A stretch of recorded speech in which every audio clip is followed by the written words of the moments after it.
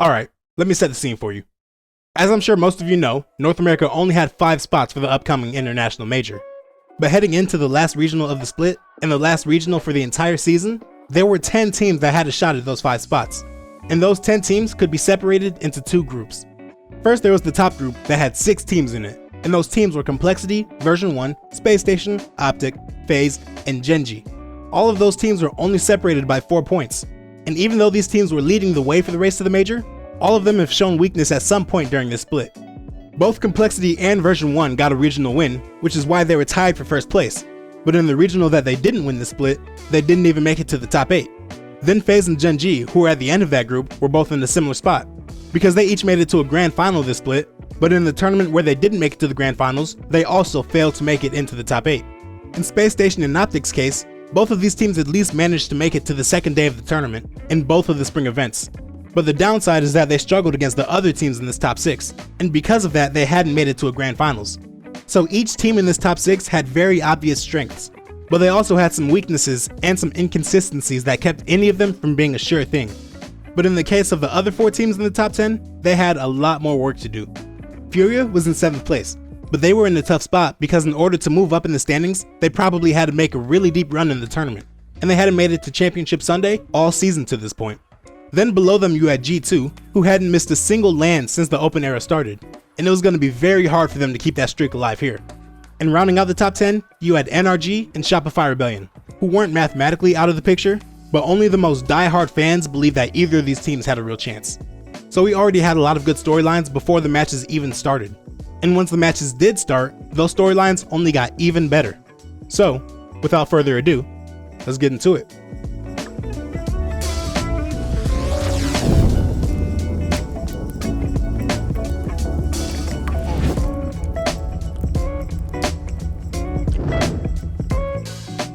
The first round of this tournament gave us some heat, right from the get-go. Most of the series were pretty normal, but there were 2 exceptions. First, we had Gen.G get taken to the brink by SUP after they lost Game 2 and Game 3 in overtime. But then Gen.G came back to win Game 4 by a score of 6-0, and then they won Game 5 3-0. So even though SUP put up a really good fight, Gen.G came out on top. Then we had Koi also take Version 1 to the brink, in a series that I would equate to a boxing match where both fighters just throw nothing but haymakers. Koi got a shutout win in Game 1, then Version 1 got a shutout win in Game 2. Koi came back with a big win in Game 3, taking that one 8-2, but Version 1 wasn't going to be outdone, and they took Game 4 by a score of 7-2. But Game 5 gave us by far the closest game of the series, going all the way into overtime. But after Sosa's infield pass and bump to knock away the goalie, Koi scored the final goal of the series, and knocked Version 1 into the lower bracket. So a team that was tied for first place heading into this event already made their life that much harder. But if round 1 gave us a taste of the chaos that was in store for us, round 2 gave us a full serving. For both this tournament and the last tournament, the top 4 seeds were FaZe Clan, Complexity, Gen.G, and G2, in some order. Last time out, all 4 of those teams lost in the second round. And this time, we got very close to that exact same thing happening. For the second straight event, FaZe Clan went up against Furia in the second round. And just like they did last time out, Furia managed to get the win here and knock FaZe Clan into the lower bracket a lot sooner than they would have liked. There's another repeat matchup too, because for the second straight tournament, Gen.G faced off against Space Station in the second round. And just like they did last time, Space Station got the series win over Gen.G by a score of 3-1. Complexity had to go up against Optic, and they were in trouble early after Optic took the first 2 games. But after Complexity bounced back in games 3 and 4, they had the reverse sweep set up. But in the Game 5 overtime, AJ scored the game-winning goal, putting Complexity into the lower bracket. And now, along with Version 1, the top 2 teams in the region in points to split were both in the lower bracket on day 1. And the last match for this round was G2 going up against Koi. With every other higher seeded team in this round having a really tough matchup, it would have been really easy to say that G2 got off easy by drawing Koi. But when the teams faced off on the field, it wasn't easy at all, because they traded wins going all the way into Game 5. But this time around, G2 managed to avoid the upset, and they won Game 5 to continue through the upper bracket and give their major hopes a little bit more life. Down in the first round of the lower bracket, we actually got some really good series. G-League took NRG all the way to 5 games with 4 straight overtimes, but NRG dominated in Game 5 to get the win that everybody expected them to. Shopify got a hard-fought win over Team Axel in 5 games, and Dignitas also kept their tournament alive against SUP by winning that series in 5 games. And with the other 3 series in this round going all the way to Game 5, Version 1 wrapped us up by getting a perfect sweep over M80. But lower bracket round 2 gave us our first huge matchup of this tournament. and it also gave us 3 normal ones. NRG officially had their major hopes come to an end when Gen G got a 3-0 sweep over them to knock them out of the tournament. And with this loss, this means that NRG will officially not go to the World Championship. So this will be the first RLCS Worlds without Garrett G there as a participant. And while that was bound to happen sooner or later, it's still always sad to see a streak like that come to an end. Then we had FaZe Clan take care of business by beating Dignitas in 4 games. And after Koi played really tight 5-game series against both version 1 and G2, they came into this round and got swept by Shopify Rebellion. But now for the one big matchup of this round, we had Complexity going up against version 1. For the spring split, these were the 2 teams tied at first place in points, but one of them would have to see their major chances take a serious hit. Version 1 struck first in the series by winning the first game, but Complexity struck back even harder by outscoring version 1 9-3 over the next 2 games. And with game 4 going into overtime, version 1 only had one more chance to keep their split alive. But RazeBull wasn't having it, and he scored a cold flip reset to give Complexity the series and knock version 1 out of the tournament. And on top of that, their major hopes were now out of their hands, and they weren't looking good either. Now I could sit here and go through all the major scenarios with you, or I could just pull up this tweet from Direct, and since that's a lot easier, yeah, I'll just do that. And also with day 1's results, Space Station was officially the first North American team locked in for the major. But now for the rest of this tournament, pretty much every match from here on out would have huge major implications. But now getting into the first match of day 2, we had Gen G facing Complexity. And Gen G were fighting for their lives, because if they lost this series, then they were eliminated from the major. And Complexity was looking for security, because for them, a win would mean a guaranteed spot in Boston. And before this matchup, Complexity had beaten Gen G 3 straight times. But luckily for Gen G, they managed to beat the trend here, and they beat Complexity in 4 games to go into the next round. The other match in this round was basically a fight to the death, with FaZe Clan going up against Shopify Rebellion, and a loss for either team would eliminate them from the major. But FaZe Clan stepped up when they needed to, and just like Gen G, they also won this series in 4 games. But this match was also very important for more than just the 2 teams playing it, because with FaZe Clan winning this match, version 1 was officially eliminated from the major. And this is kind of a double whammy for them, because now that they're not in the major, their world championship hopes are officially out of their hands. So now all they can do is wait and see. Going back up to the upper bracket, we had a couple of huge matchups waiting for us, with the first one being Furia against G2 to see who would go directly into the top 3. Both of these teams were in the lower tier of the top 10 that I discussed earlier, so to have a guaranteed finish that high in this tournament would be a huge boost for either one of them. 4 close games to start the series meant that we went into game 5 with the series tied at 2-2. But Furia won that game 5 in dominant fashion by a score of 5-1, and that momentum carried them for the rest of the series where they won in 6 games. And now, Furia would officially be in Championship Sunday for the first time all season. Coming into this event, they had to finish in the top 2 if they wanted to guarantee a spot at the major, and now they were 1 win away from doing that. But now at this point, it was also possible for them to lock in their spot at the major without needing to go to the grand finals. And the other match for this round was Optic against Space Station, with Optic looking to bounce back from their day 2 blues. But they didn't do it in this series because Space Station got a 4-0 sweep over Optic. This put Space Station in the upper bracket final against Furia, and it also locked in Complexity's spot at the major. Now with just 2 more matches left in day 2, we went back down to the lower bracket. And first up, we had G2 against Gen G. To guarantee their spot at the major, G2 had to go all the way to the grand finals, and they still had a long way to go. And for Gen G, a loss here in this series would take their major fate out of their hands. And in the best case scenario after a loss here, they would have to qualify through a tiebreaker. And with G2 winning in 6 games to keep their major chances alive, that was exactly the case for Gen G. The best they could do is a tiebreaker. And the only way that they could get that tiebreaker is if Optic beat FaZe in the last series of the day. And this was going to be a very tall order for Optic. I mentioned their day 2 blues earlier, but to be specific, going back to the last tournament, Optic had lost 12 straight games on day 2. In day 2 of the Spring Cup, the last tournament, first they got swept by version 1, giving them 4 losses, and then they got swept by FaZe Clan, giving them 8 straight losses. And then with the sweep that they took from Space Station earlier in this tournament, that moved their loss streak up to 12 games. But if they were going to stop that streak, there would be no better time to do it than right now, because a win in this series would guarantee their spot in Boston. Just like a win for FaZe Clan would guarantee their spot as well. But unfortunately for Optic, this loss streak only got bigger when this series started. FaZe Clan won the first 2 games of that series to extend Optic's day 2 losing streak to 14 games. Then instead of calling a timeout heading into game 3, they decided to play it out, and that game went into overtime, but FaZe Clan once again got the victory. extending Optic's losing streak to 15 games and putting FaZe one win away from the major. And now that they were down 3 games to 0, Optic finally decided to call their timeout. A lot of people say that it's too late to call a timeout when you're already down 0-3, and typically I would agree with that.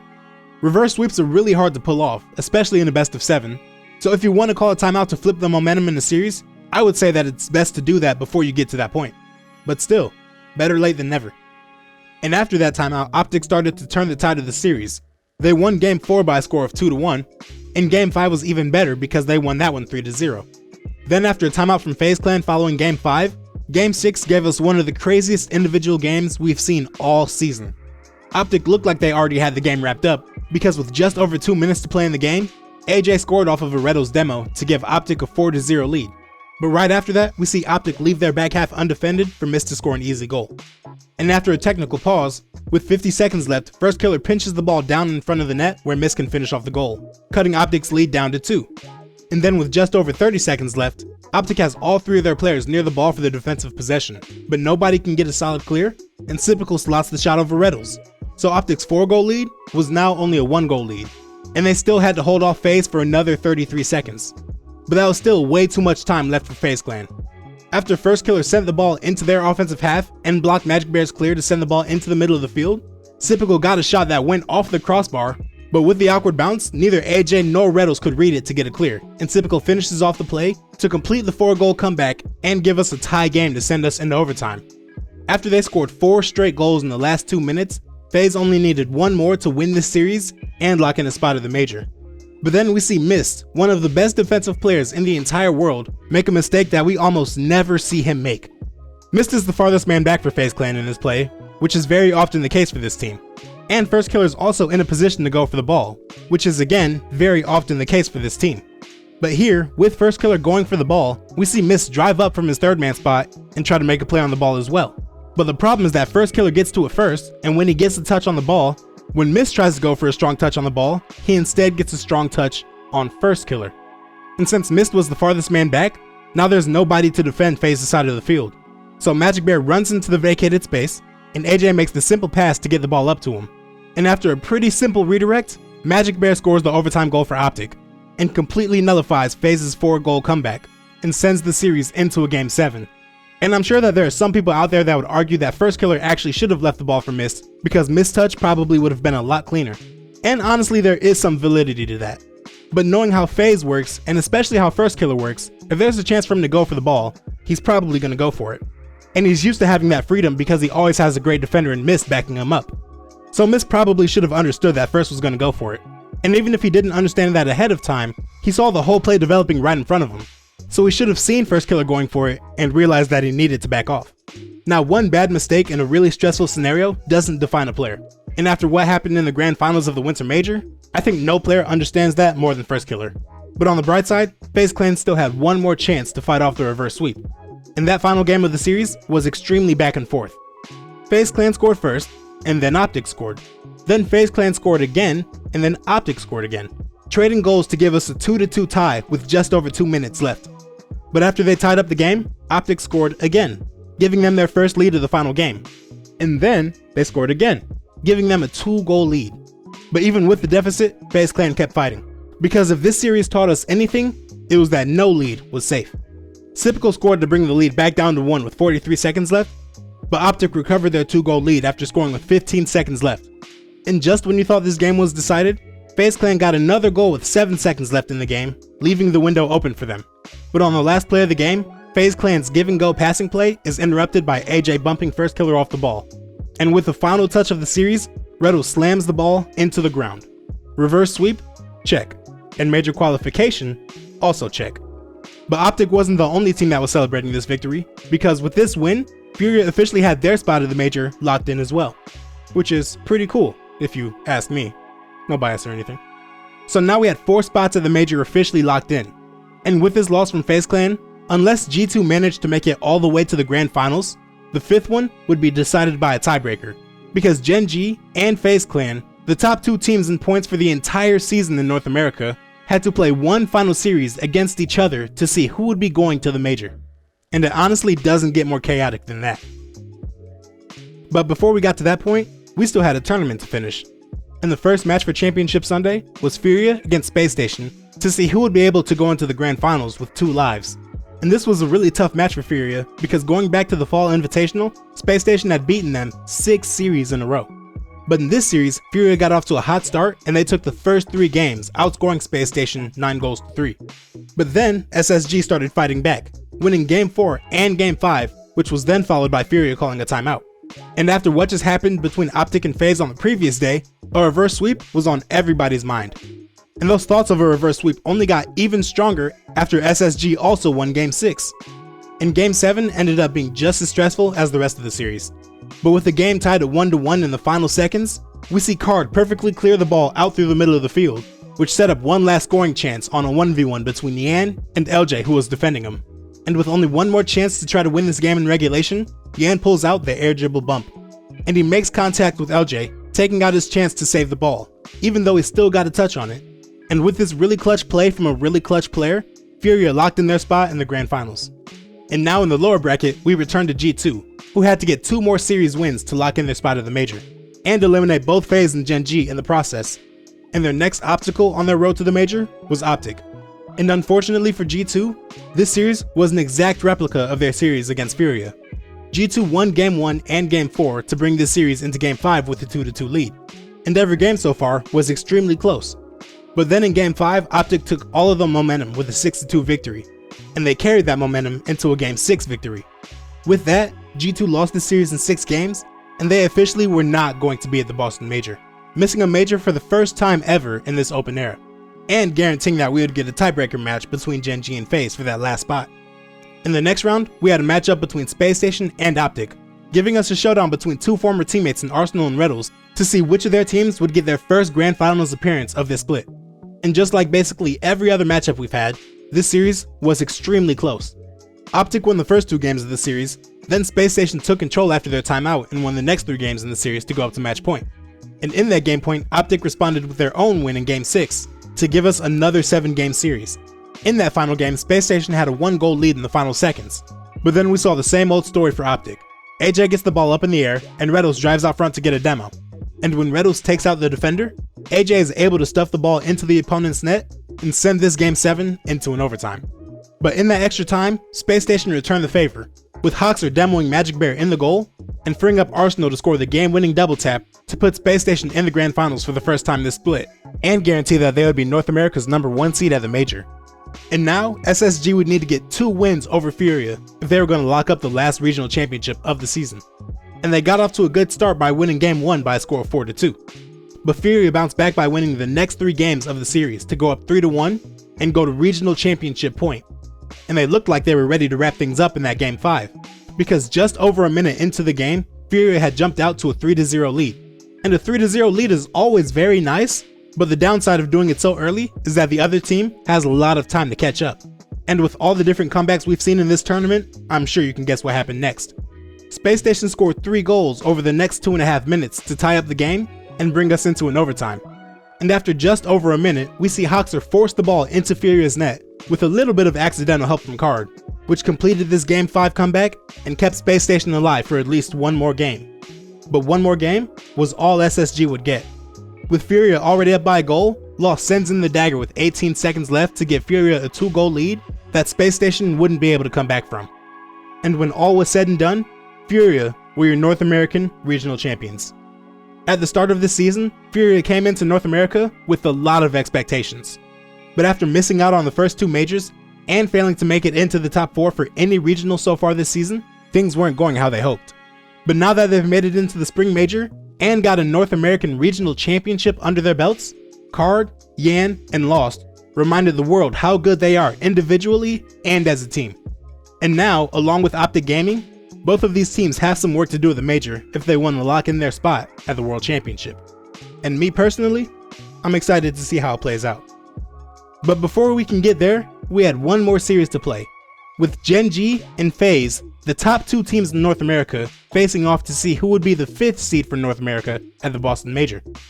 And while FaZe Clan won the last 3 times these teams faced off, they hadn't played each other at all during the spring split.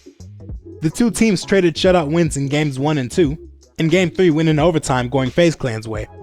But after FaZe Clan got a 2-1 lead heading into Game 4, Gen G took control, winning Game 4 by a score of 3-0 and winning Game 5 by a score of 3-2. And they were now one win away from qualifying for the major. With their back against the wall, FaZe called a timeout to try to stop Gen G's momentum, but that didn't work out for them because Gen G took control of the final game. After a goal from Chronic with 43 seconds left, Gen G had a 4-1 lead. And while FaZe Clan did score 2 more goals before the game was over, one of those goals came with 0 seconds left. So Gen G won this tiebreaker over FaZe, and they locked in North America's last spot at the Spring Major, joining Karmine Corp and Team Liquid as the only teams to qualify for all 3 majors this season. And Gen G also guaranteed that they would be the #1 seed for North America heading into the World Championship. But on the other side, FaZe Clan and First Killer would miss out on the major, making this the first time that First Killer would miss out on a LAN in the open era. And with G2 also missing out, we now have no more players who have qualified for every LAN in the open era. But while they are going to miss out on Boston, they at least have the World Championships to look forward to. Alright, well, since there were no other regionals played last week, there is no best of the rest, so the last recap of the season, for a regional event at least, is officially in the books. But I'll see you all in Boston. Literally, I'm going to be there. And if you're going to be there too, and you feel like meeting a niche Rocket League YouTuber, let me know in my Discord.